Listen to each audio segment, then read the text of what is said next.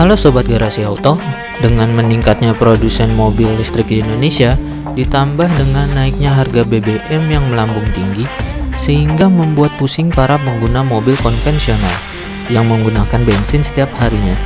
Akankah waktunya mobil listrik untuk unjuk gigi? Oke, mari kita bahas.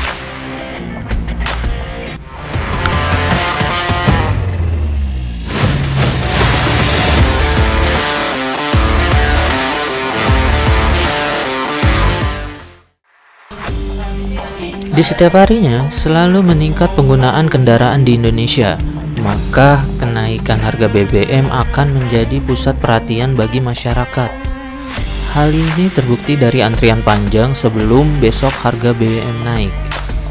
Hal ini dimanfaatkan oleh SPBU pesaing seperti Vivo, Shell, ataupun BP. Dengan konsumsi BBM yang tinggi di Indonesia, bahkan rata-rata pengguna mobil bisa sampai 1.500 liter setiap tahunnya.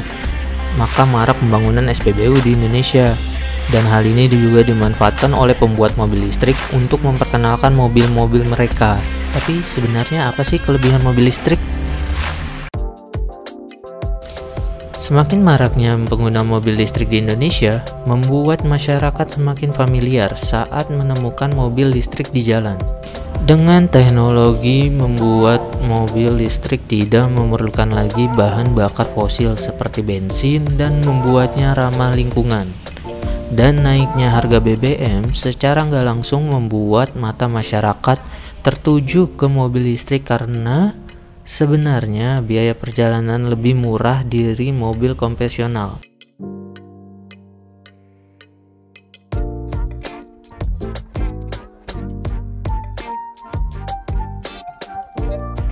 Tapi tetap mobil konvensional BBM memiliki kelebihan dibanding mobil listrik, seperti tersedianya SPBU di mana-mana.